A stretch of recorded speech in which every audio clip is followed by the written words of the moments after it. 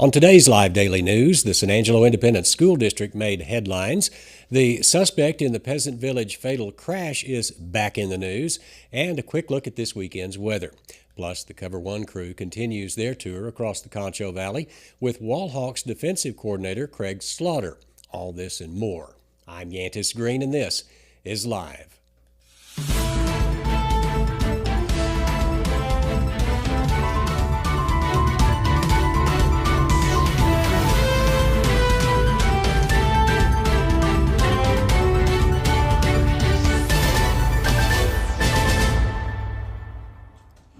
But before we get to the news, situated downtown on the Concho River, the recently remodeled Clarion Hotel provides an upscale, convenient location for your next business trip or meeting.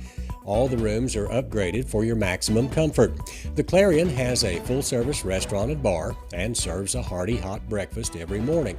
The Clarion has ample meeting space for your next meeting or company get-together, and it's the only hotel just steps away from the McNeese Convention Center. For business or pleasure, choose the upgraded Clarion Hotel. We start the show today with news coming out of the Tom Green County Jail. A brutal fight led to an indictment for aggravated assault against 43-year-old Oscar Bernal. That name may sound familiar as he was involved in a fatal crash in November 2019. Bernal crashed his car into the side of the Peasant Village restaurant on Beauregard, which killed his younger brother. Since that crash, Bernal has been in jail awaiting trial while on an ICE hold. Now he also faces an aggravated assault charge for hitting another inmate who was injured during a fight. A jury trial for Bernal has been set for next month. In other news, the San Angelo Independent School District is getting ready for the upcoming school year. All this week, the district has sent out several notices about topics like new school leadership, new pickup times, and much, much more. One thing that is new this year will be a card with technology that will help track students. This year, every student will be given a smart tag that will track kids on their bus routes, library, and school lunches, and more. The school district says that these tags will not directly track every movement of the student, but will be crucial for bus routes and safety. For more details on this story, see it on the Education tab at sanangelolive.com. And of course, we don't want to move on from our education news without giving some notice to the Region 15 Teacher of the Year. This year, the award goes to Glenmore Elementary School teacher, Veronica Stapper. Stapper won the award for her hard work and dedication in the classroom. We congratulate Mrs. Stapper on that achievement. Moving on into the weekend here in town, there are several fun events scheduled. At Lake Nasworthy, the annual Wake the Desert competition will be taking place. That's over at Middle Concho Park at the end of Red Bluff Road. Also, there'll be a gun and knife show out at the Coliseum and plenty of concerts and musical events downtown. And of course, it's the third Saturday of the month, so enjoy Cactus Market Days again downtown. Whatever you decide to do, stay cool and plan for the hot weather accordingly because it's going to be extremely hot throughout the weekend. This weekend, expect the hot weather to continue. Right now, we are in an excessive heat warning that is scheduled to last until 9 o'clock Saturday night. By Sunday will be the coolest day in the next 2 weeks with a high of only 103 degrees. To stay up to date on the weather, check back on San Angelo Live Daily, the daily news every weekday. And finally, the COVER1 tour across the Concho Valley continues today. The COVER1 crew is back in Wall to talk to defensive coordinator for the Hawks, Craig Slaughter. We'll get to the interview in just a second, but first, here's a message from Jim Bass Ford. This is the SUV designed to help you live your everyday life to the fullest. It's comfortable, capable, dependable, and most of all, affordable. It's the perfect time to buy a 2023 Ford Escape Active, and now it's priced right at just $28,999. Did I mention we have a great selection that are all discounted? You can only find deals like this at Jim Bass Ford, corner of Houston Hart and Arden Road, or you can shop 24/7 at bassbunch.com. And welcome back to the show. Today we are going to continue our tour across the Concho Valley. We've already been to Wall. You're like, what the heck? But we wanted to bring on the defensive coordinator, Coach Craig Slaughter. Coach, how's it going? It's good, man. Summertime, football's approaching. I'm excited. Looking forward to it. And also we got our COVER1 crew of James Bellini and Ryan Chadwick. I usually ask you guys, are you ready for football? But Ryan, you've been doing it all week at the Big 12 Media Day. Oh, yeah. Definitely one of the coolest things I've ever done professionally. Spent the last 2 days at Cowboy Stadium. Oh, cool. All right, so into the questions. James, I'll let you go first. What do you got for Coach Slaughter? I want to just talk about where your team is at right now. You started this team. I think y'all played Bushland a couple years ago in Snyder, and you had no starters return on that defense. Yeah, losing them all. I mean, Nathan Pepper was maybe the guy who had maybe the most experience, and he might be the guy who has the most experience now. How has this team gotten from that point to this point where they are one of the better defenses in the country? I think they allowed 8.9 or 8.4 points a game last year. Yeah, no, they were awesome. It was fun to watch and fun to be a part of it. I think just the advantage of being in Wall, you have great talent, great community, great expectations. That normally equals pretty successful programs, and no different, in our football program or, defense specifically. We always have pretty athletic kids. They're very cerebral. We don't make mistakes that you see that I've made at other schools I've been at. They're very coachable, likable, tough kids. And definitely that year you're talking about, we graduated, I think, literally all 11 of them. And of course, there were some kids that had played and were ready to go, but, just building forward, you knew that there's some more talent coming up in the program and expected to be solid. They probably exceeded my expectations last year. We all except for one of those games that we'll probably talk about. I thought we, more than held our own. But the great thing, we have a ton of those kids coming back. And so the great thing about sophomores and juniors, they grow up to be juniors and seniors, and I expect us to be rock solid defensively again. Yeah, we're gonna get to that in a minute. So. In fact, yeah, let's just go ahead and get that one out of the way, Coach. Of course, the youth of y'all's squad definitely bought into that end result in the playoffs last year against Canadian. Found out real quick that team was for real. Do you think it was the big lights, the real bright lights, fourth round of the playoffs? Or do you think it was just like maybe the youth of the guys? What steps have y'all taken? It was probably a combination. I know last year in the coach's office, probably weeks 3 or 4, when it was starting to come together and you could see that, man, we're going to be pretty stinking good this year. I'm voicing I would love to get to Canadian to see what that's like, because I've always heard about the pace of their offense, and just certain things they do. And I know it wasn't fun at the time, but I'm better for it now. There's certain things that we would try to do a better job of. They were a loaded football team, well coached. Great talent. The quarterback, Cam Cavalier, I wake up in a cold sweat thinking about that kid now. He was. He completely dominated that football game. I know what I'm changing. We're going to a 3-man front, which I've never done. In Wall, I did it in Clyde a long time ago. And it's really for those last, hopefully, 3 games of the year. Just trying to get one more athlete on the field, versus a kid that's probably also playing O-line or something for you. But it's just that entire change is really about that week of football, and hopefully the next week, if it's Gunner or whoever it is, just getting the 11 best athletes we can get on the field to try to make stops. Well, I don't want to keep talking about the bad things that happened. Of course, there were tons of good things. The week before, y'all go and y'all play Idalou, and it's Thanksgiving, and you give up 0 points. What does that feel like as a defensive coordinator? That must have had y'all on probably the high of y'all's season, right? Oh, no, yeah. I was excited. Kids were excited. That's a great accomplishment. We got a shutout in round 3. Which that's pretty. You don't see that a lot. You don't see it. No, I think y'all may have been the only one that week. And like I said, the bottom line, when you play those elite teams, I don't care how good you are defensively. I hope we do our part to slow them down and give them a chance to stop themselves. But good offenses are going to consistently, find some plays, and they're normally good offensively because they have a great scheme and great athletes. And you have to put your kids in position to make plays, and then we need to make more of those plays ourselves. But like the Idalou, the Childress, we did so many good things, and I know that we have a lot of good things in store this year ahead. Right now, we've had a lot of head coaches in here. We always talk about the whole team as a whole. It's nice talking to a defensive coordinator who knows more about the one side of the ball. But you talked about the quarterback at Canadian keeping you up at night. Who are some guys in the district that keep you up? Like early, they Coach Price and those guys do a very good job. They return. I don't know what their exact numbers, but that'll be a good football game. I know the last time we were at early, it was maybe the lowest point in this is going to be my 7th year in Wall. But we were up 14-10, and they had a long touchdown on the trick play. I don't think we fumbled the kickoff, but we fumbled the first down or something, and scored the very next play. And we ended up losing that game 24-14, which knocked us to the 4th seed. And just driving home, that's just a sick feeling.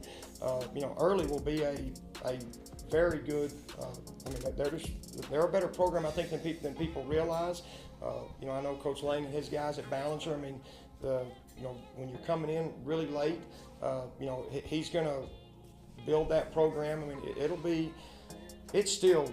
We have as much talent as anybody that we'll see for a long time. And no matter who we're playing, it's always about are you getting the most out of them for when you need to play at an elite level. And that's always, no matter who the opponent is for us. A lot of times it's a faceless opponent because you're working for somebody down the road. Coach, let's get into your actual scheme for a minute. Like you said, we're changing it up, going to have a 3-man front. For those in the audience who might not know what that is, just kind of go into how many linebackers is that, how many guys in the secondary? We used to be a 4-2-5, 4 D linemen, 2 linebackers, and then really 5 kind of DB type kids.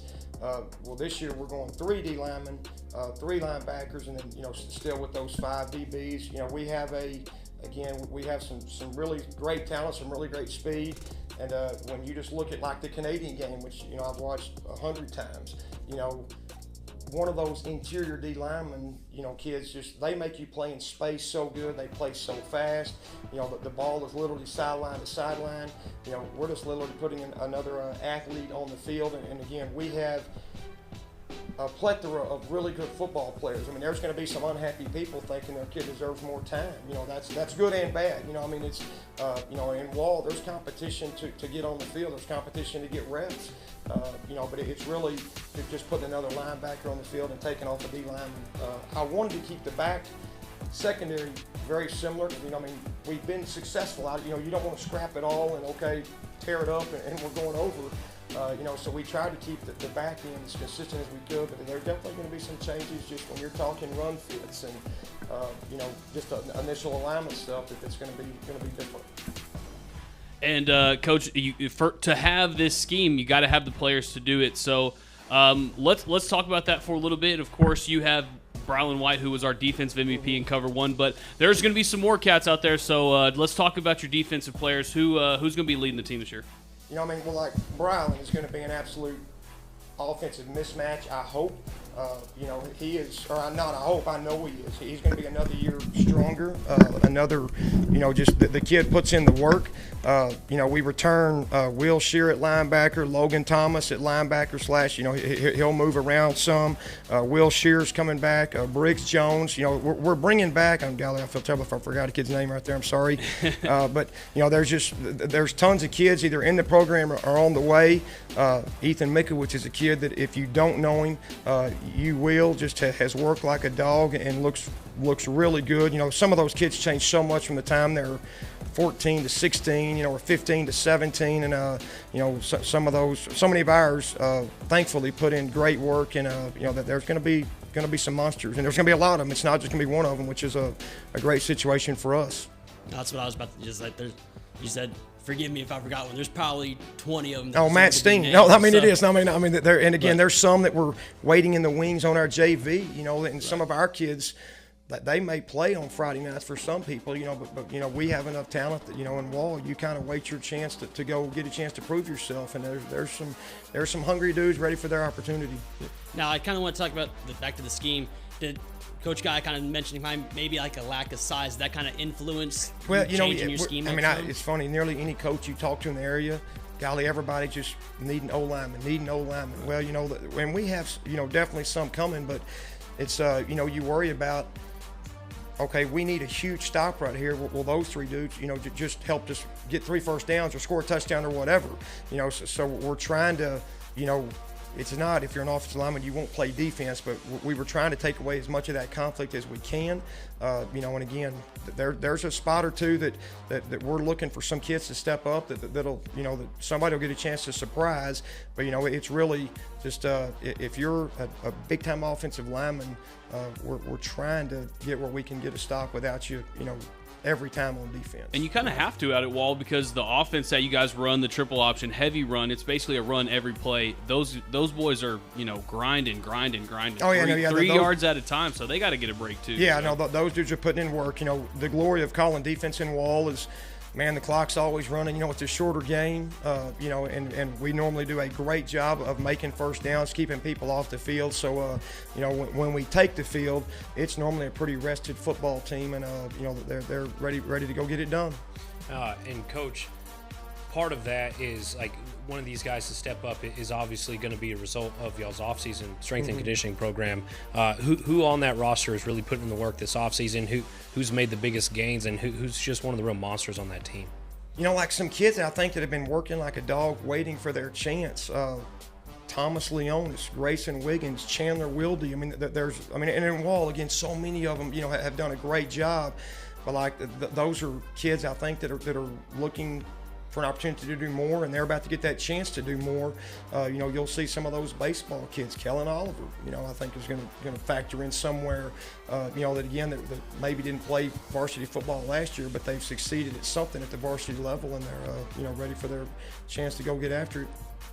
All right, Coach, here on Cover One, we always end the show with one final question. Well, I'll ask you one, and then, you can we'll give you a chance to have an open mic just to tell the people of Wall. So I'll go first. I always like to know who's the nastiest defender you got on your team.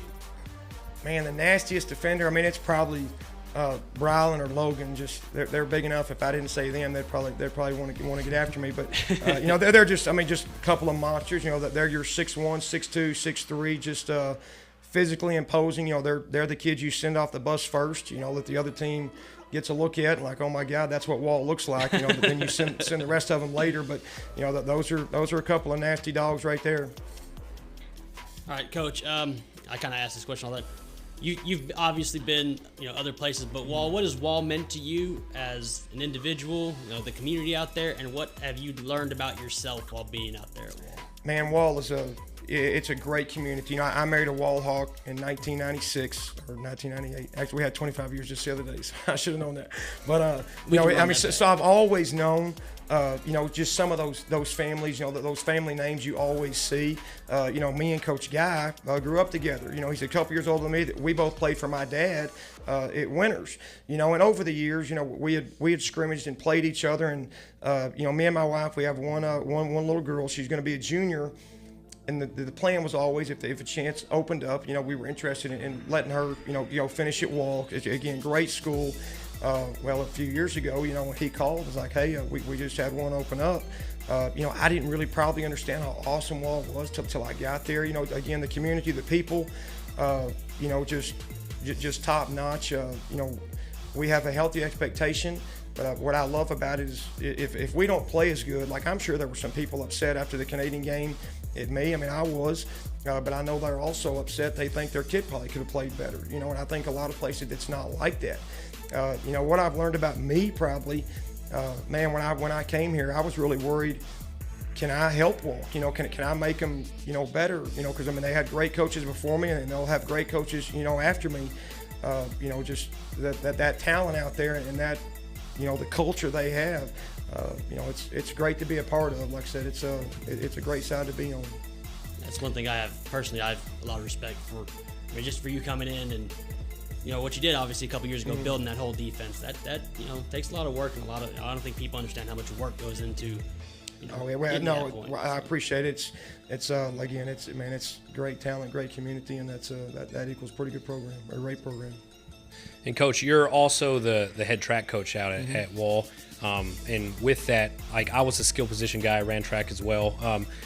So you might, like, I know you don't have much influence on the offense over there, but like who has the real speed at Wall that plays those skill positions, or maybe in the secondary, who can really just tear up the track? I mean, we have a great program, which, I'm so grateful our kids participate. And, we won every meet we went to last year except the regional track meet, and I hope we fix that this year. But, I know Briggs Jones, Ryan Allen, Luke Kemp, Hagan Barbie, Mason Snowden are all kids that do great on that track. And also you'll either hear their name carry the rock or play in the backfield this year. All right, Coach, and then this is just where you get the chance to open up. So you have an open mic. Get the fans of Wall excited for this year's football season. Oh, man, I know Wall, I think they're excited every year. We have healthy expectations. I know I do personally. It's really fun. I really think in coaching there's about 10 to 15 teams that truly drive to work all summer long and all fall thinking, I can see a path how we get to go play at Texas Stadium. And, again, this year we're talented and loaded, and, it's nice to drive to work. I'm not saying it's going to happen, but, I can totally see how the puzzle comes together, and we have an incredible year. And, I know me and Coach Guy both. It's something that, he's never done, I've never done, and Wall has never done. You'd love to be a part of the first team that they got all the way there and won the thing. So that's the goal in Wall, Texas, for sure. Yeah, and Coach, we are hoping that you are there Yeah, as well. You can make that prediction now, man. Eye We on ain't the gonna hold you to prize. it. That's what we love to see. All right, Coach, we really appreciate you coming on the show. And if there's everything you ever need, just holler at us and we'll make it happen. Thank y'all. Hey, we appreciate y'all guys give Concho Valley Sports great coverage, and we all appreciate it. So from the coaches, from Wall and all the schools around, we thank you guys very much. All right, perfect. So this has been Coach Craig Slaughter from the Wall Hawks. He's their defensive coordinator. And with that, we will go to an ad. Our job is about so much more than cleaning floors. It's about personal investment. Sometimes it's just taking the time to listen and show you care. When you make the effort to connect, you realize we're all on the same team. Even the smallest of efforts can make a big impact. At Carpet Tech, serving is always personal. And that's it for news, weather, and sports this week. On behalf of the San Angelo Live team, thanks for watching, thanks for tuning in, and we will see you on Monday.